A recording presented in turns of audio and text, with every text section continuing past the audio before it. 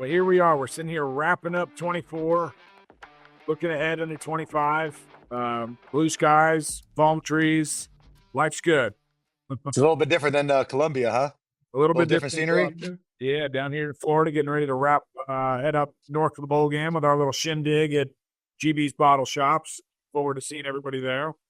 But Steve and I wanted to talk about kind of getting this whole thing started. When I was working at the university, I always thought all along that I would like to do some sort of content creation, highlighting mainly former players, letting guys that we played with tell their story, why they love Carolina. I think you see it a lot at other universities, a lot of other schools kind of have a platform for their former players to kind of get on and host guys, talk about the university, talk about the matchup, some of the stuff that Stephen and I have been doing.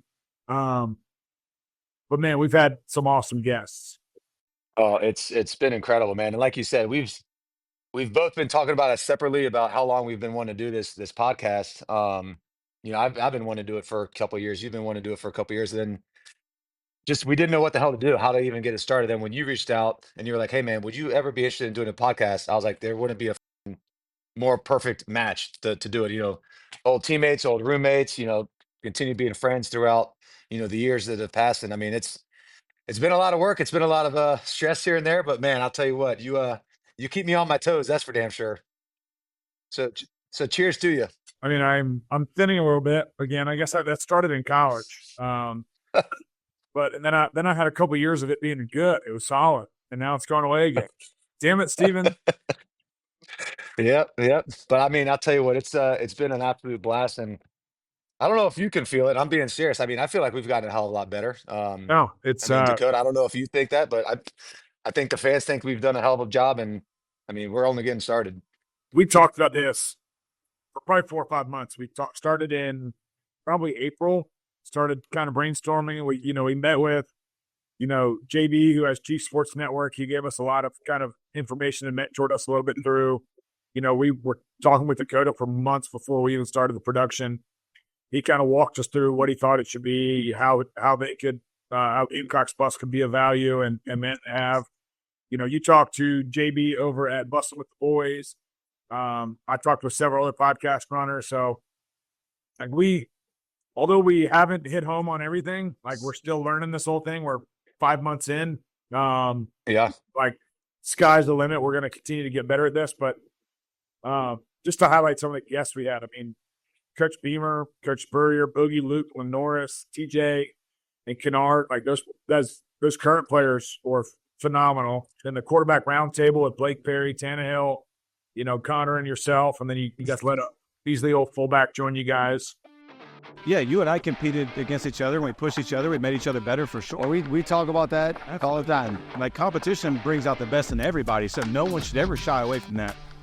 It's been incredible, man. And I mean, just it's so refreshing to get a chance to talk with these guys. I mean, I haven't talked to Captain Munderland in forever. I mean, D Stu, when he was playing for the Bucks that one year, I got a chance to have dinner with him a couple times, and just getting a chance to kind of rekindle these relationships and these friendships that we had when we were in the locker room. I mean, it's been awesome. We played with Ace, so I mean, having Ace on was super cool. And then also, we missed Mike Davis by a couple of years. Having Mike on hear his story just after we finished up.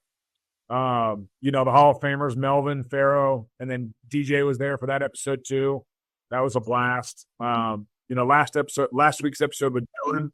And I think you kind of hit the nail on the head. I mean, for those guys to kind of carve time out of their schedule on that Hall of Fame weekend, talking about Melvin and Farrell, for them to come on the show, take a couple hours out of their day. I mean, that was really cool. And I don't know how many guys they would do it for, other than us two, to be honest with you. Yeah, I mean, I also think that it was easy for us to get guys that we played with. We dug back. We got good guys that played after us. I think we need to kind of moving forward, talk to more guys that played before us that carved the way. Yep. We had Ryan Brewer on, but man, there's so many guys that he played with that kind of passed the torch to us. And then we had our live tailgate ODU game. We had Flint and Strickland on. Coach Elliott, always entertaining. I almost got knocked out during that episode. That was so damn fun, man. He has not changed a freaking inch. He's unbelievable. I promise you, I said it. No. So no way in hell I'm losing this game. And I remember walking in that locker room for the last 7 minutes before we took the field, and that locker room was thumping. I didn't have many team meetings with our guys. I told them to be smart and safe. And when it's time to come back, it's time to come back, and let's go. Now, I'm not getting old, by the way, and I'm damn sure not getting soft, Stephen. Pat, that was a ballsy question asking coach right there. I thought he was about to. I know. I was braced up. I was ready for a punch. It's just consistent, man. One of the true great guys. Yep. You know, Dylan just had his daughter. Yep, number 4. Welcome to the party. Yep. Yeah. I don't know if I should say it yet, but we might have a little bun in the oven. Oh boy. So trying to catch you, Pat. Practicing hard. Practicing is fun. Yep. All right. Well, let's talk about a couple of our favorite parts of our guests. Like, I would say my favorite episode was the Jacob Hester and the Wilbur Hackett. Like, nobody's ever heard the Wilbur Hackett story. Like, it was like the story that people always knew, but nobody knew kind of the new details to it. And I mean, he went in concussion protocol because of it, all because somebody bumped him a full place before and pissed him off. He goes and takes all his frustration out on you. This with him in the backfield. A plan run by the quarterback. Cuts left.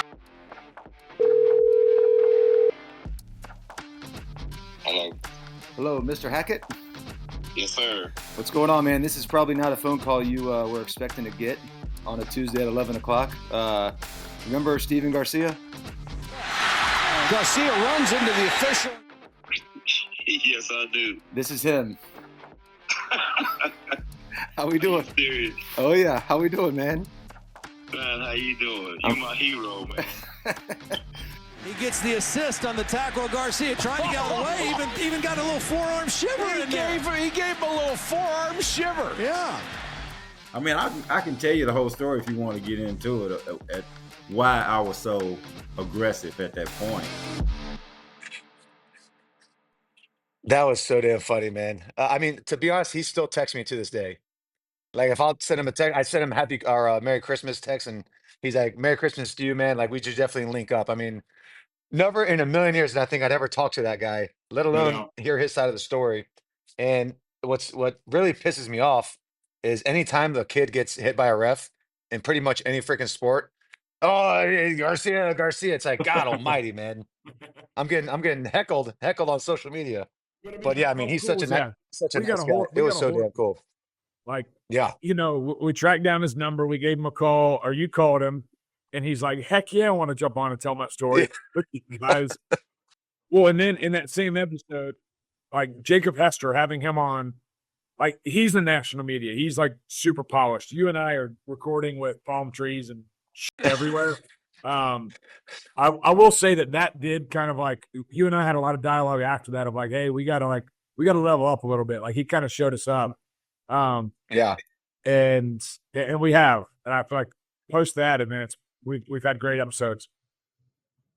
Yeah, no, there's no question about it. But yeah, the Hackett one was definitely one of my favorites because, I mean, I don't know if anybody knew any of that stuff, and he was like, yeah, I was kind of like in trouble for the SEC officiating committee because I tackled you.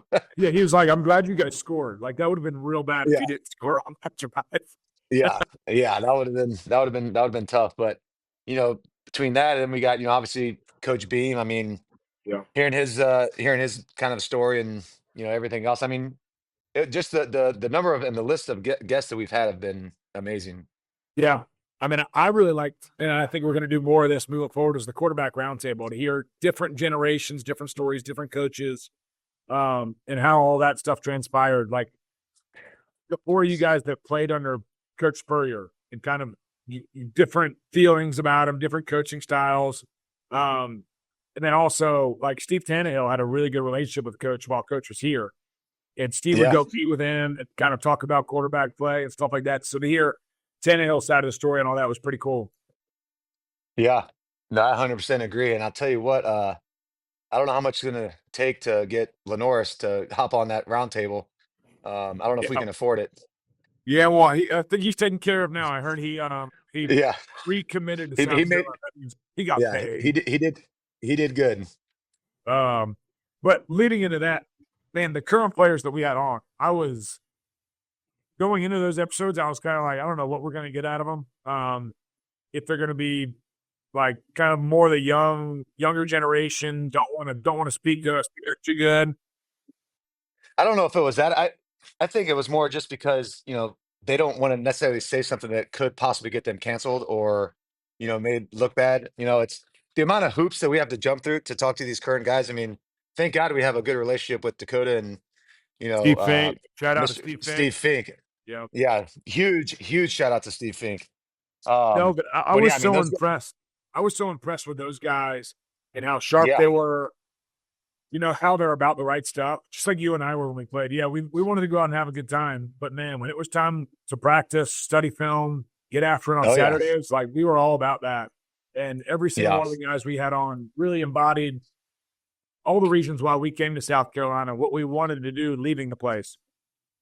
Yeah, no question about it. I mean, it was really refreshing to hear, Boogie and Luke Doty and these other guys, Lenoris, obviously, and it's refreshing to hear kids talk like that because I'm training kids all the time out here, and it's a different deal. It's a lot different deal.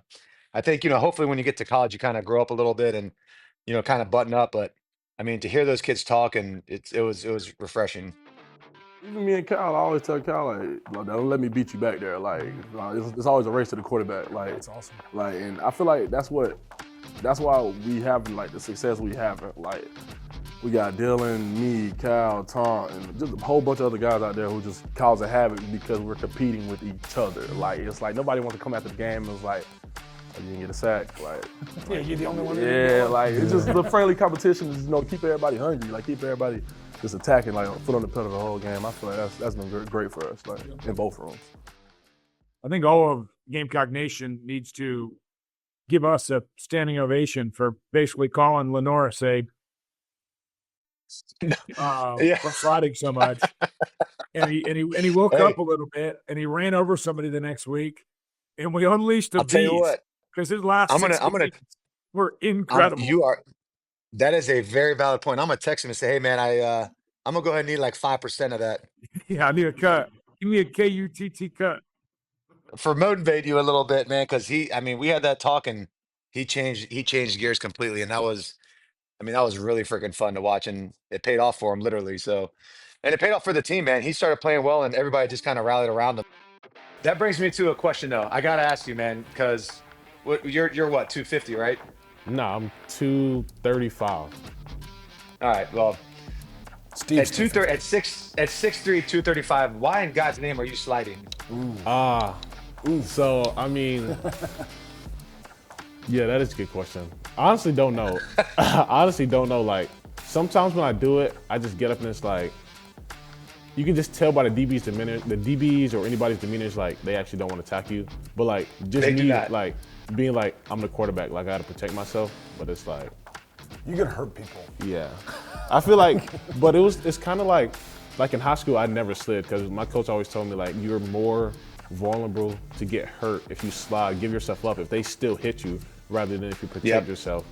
But it's like my mindset is like, I'm young, I'm in college, these guys are bigger, faster, and stronger. So if they hit me, if I take too many of these hits, like it probably won't end up good for me. But it's like it's an even matchup now. It's the same thing. So it's like I might as well just take a couple hits here and there. But yeah. Well, if you ever watch any tape of this moron,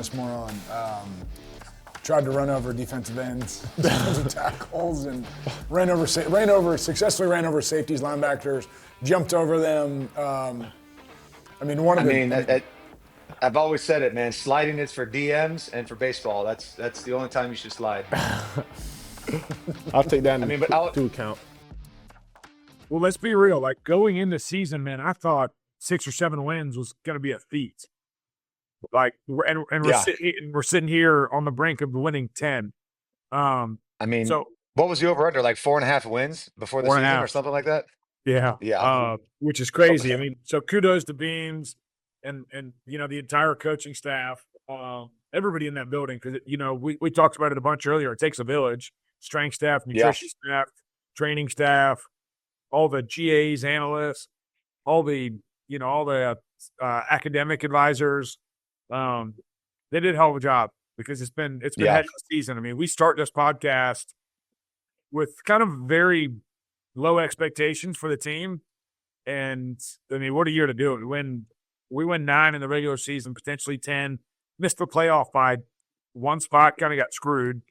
But I mean, what a year to get this thing going. Oh, no doubt. No doubt about it. And truth be told, I mean, we're a couple plays away from, already being at 10 wins. Yep. I think if we were to play LSU again, that's a freaking ass whipping. If we play Alabama again, that's an ass whipping. Yeah. I think, I mean, even Ole Miss, I mean, we obviously didn't have our best game, but I think we could obviously beat them. That's just a few plays, but I mean, that's the nature of the sport. Yeah. I mean, these stories, I mean, talk about Darian Stewart getting offered. Like Yeah. he was on the borderline of going to play basketball, didn't want to come here, and then boom, ends up coming here, gets a scholarship, turns it into winning a Super Bowl, being a part of No Fly Zone in Denver. So just really cool stuff. But you got to think about it. Some of these guys that we talked to, like Captain Munderland, I mean, I had no idea about his upbringing and his childhood, and how the hell he ended up at South Carolina. Well, Michelle, the kid he had to go through him, yeah. It's crazy. It's crazy, and I think it's really cool that our podcast has allowed these guys to kind of express and explain their upbringing, their childhood, and a lot of guys said, like Melvin and Pharaoh and these other guys are saying my dad has such an intricate part of me playing sports and growing up, and DJ says he's doing the same thing with his kids, and I mean, all of us are doing the same thing with our kids, and it's pretty cool to see, and it's awesome to hear the shit that they had to go through and still freaking, I mean, that's the American dream. And, for us to get a chance to play with them was awesome. That's what Melvin said, right? He's like, I didn't want to be, I wanted people that had I wanted to play with people that had no other choice. It was football or Right. bust. And, like, I think our parents were both like, you need to have playing A, B, C, D, E, F, like whatever. Well, I'll Right. go to football. So I'm going to grind this thing out until I can't grind no more. Yeah. But I mean, cool to see what we've done so far this year. But man, looking ahead, we are going to have a really fun 25. Let's give kind of the listeners and viewers kind of a look ahead of what to expect with 2025. Kind of some of the ideas that we have, some of the guests that we're thinking about having on. Why don't you dive into that, Stephen? I mean, we're going to try to get some awesome freaking basketball guys, some MLB guys, obviously some more football guys. I still want to get some players from other schools. I think that'll be good for us. I think it'll be cool to hear, AJ McCarron's experience at Alabama. And then we're going to try to get some cornbread action out here, some route god out here, and just, especially during the kind of the lull times, and just kind of keep people engaged with it, and just hear shit that they've typically haven't heard before. So I'm super excited about it, and it's going to be a little bit different talking with baseball and basketball guys because we don't know what the hell they had to go through. So I'm really curious to hear what they want to say. Well, I mean, we also, like, I would say we are as close as you can be to being experts at the sport of football. We're no experts at basketball or baseball. So we might have some recurring guests on to help us kind of cover some of the big weekends or whatever it is, to give you guys the best content possible. But we really do want to continue to harp on letting guys who played at Carolina tell their stories and why they love this place. Yep. The reason why Steve and I are going to Orlando, or I guess went to Orlando to celebrate the team's bowl game, and all that stuff, because the university means a lot to us. It's a huge part of our lives, and will continue to be. Since we've been kind of tracking our numbers to see how we're going, I mean, football season has been a blast. We hopefully continue kind of rising those numbers up as we go. But the episode that performed best. If I had to guess, I would say Spurrier. Yeah. Let's talk a little bit about that episode, and Dakota can tee us up with some clips as that finishes. Well, what was your favorite part about talking with the old ball coach? I mean, honestly, all of it was kind of what I expected. He's sharp as a tack. He remembers every single damn detail, even in his life experiences. As old as he is, he still remembers every single thing. I mean, for God's sakes, Jerry Spurrier texted me yesterday and was like, "Hey, turn on the SEC network. It's the game against Alabama." Yeah. I mean, she still sends my kids like freaking cookies for their birthdays. So the kids don't usually get them. I usually finish them before they get a chance to eat them. But uh, I but I mean, actually go ahead. I saw Jerry and Coach 2 weeks ago, or no, last week up in Columbia. They were coming to do Christmas with Scotty's kids, and I went and met them over at the Oyster Bar. Me, Connor, Jamie Speronis, Joe Lyle, Jamie Speronis. and we had a couple Blue Moons and a couple Coors Originals. Nice. Coach, he ordered everything. He took care of the tab, which is like mind blowing because usually he's not one to take the tab. He's usually like, "Hey, you got me." But he picked up the tab that night. He must have been in a season of giving. That's awesome. But yeah, I mean, he remembered your official visit, our home visit rather. But yeah, I mean, and then obviously I had to ask him the hard question Yeah, at he the end had a there. little foggy memory on that. And then it all like you He had a very foggy. Yeah. I got to ask you one more thing, Coach. Okay, Stephen. All right, so Hey, Stephen. 2011, after the Auburn game, Connor plays Kentucky, freaking balls out. Next thing you know, I get kicked off the team. I just wanted to hear, kind of from your perspective, how you felt on that. I know I absolutely despised it, but I just wanted to hear from you.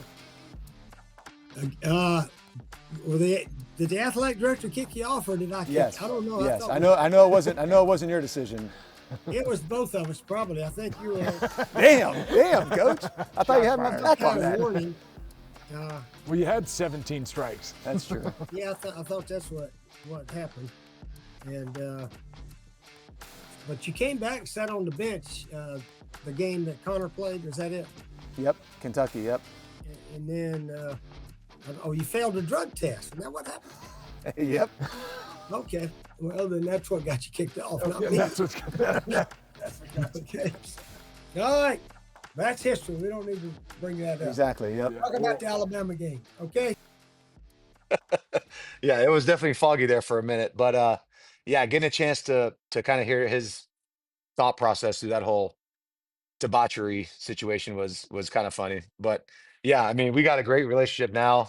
Obviously, it was constant headbutting when I was playing for him, and it is what it is. But yeah, I mean, one thing that he's told me, really since I got kicked off, he's like, the people in Columbia will still love you for what you've done for the university and your personality.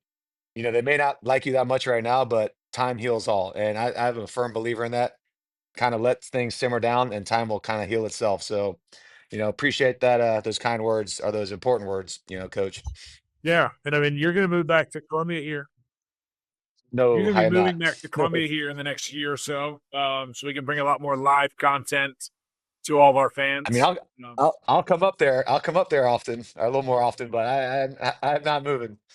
Leaving the cannot do sunshine it. and rainbows in Tampa. No. Mm-mm. No. I got a pretty decent setup over here, so it'll take a lot to get me out of here. But hey, who knows? Who knows? Well, 2025 has a lot of stuff ahead for all of us. We hope that everybody has really enjoyed the show so far, and big things are ahead. Let us know. I mean, you guys make sure you like all of our social media platforms. Make sure you subscribe. We're going to get YouTube kicked up coming up this year. We're going to do more like in-person interviews. Stephen's going to be coming up more. Going to go to certain venues. Going to want to engage fans more.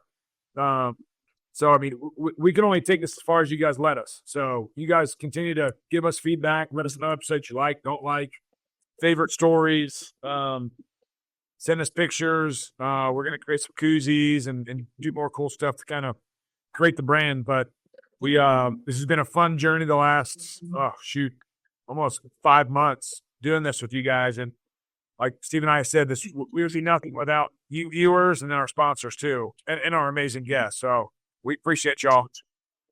Hey, don't forget the backside here, the Dakota and his team, Gamecocks Plus, man. They've done freaking amazing work for us and editing and kind of setting things up with the meeting room and all that stuff. So, I could only imagine it's a lot of work trying to edit some of the episodes that we've had. What did you say? Melvin's episode. How many? 3,000 or something with Melvin's. Yeah, but that's the beauty of it, man. That's what we wanted to create. We wanted to create an environment for these guys. I mean, the guys in the college or the South Carolina Hall of Fame getting a chance to let his hair down, Yep. kind of tell his story and, just kind of just whatever you want to say. And, Well, Dakota, Dakota and those guys can edit it. that was another really cool piece. That just kind of going back to the Kennard episode. Like he had an incredible success this year. All-American, Defensive Player of the Year, All SEC. I mean, he hit every marker possible. And we knew going into it that he was going to be very polished with his interview, was going to be very reserved, but he wasn't. He kind of relaxed a little bit, dove into his story, told us things. And right after we finished up, he was like, damn, that was a lot of fun. I enjoyed talking with you guys. That was unlike any interview I've done before. And he was like, thank you. Because this was not, usually with media, he's all tense. And he was like, man, I was so laid back. I appreciate y'all letting me do that. Yeah. I mean, I think when you start throwing a couple of left bombs and bombs, I don't think they take it as serious. And I kind of feel like they can all right, I can relax a little bit. Cause I don't think the guys at these other media companies and this other stuff, they're not talking like we're talking. I don't think they're allowed to. We on the other hand are, I like to say, uncancelable. Uncancelable. Love it. Well, fans, don't cancel us and keep listening. We love you. Yep.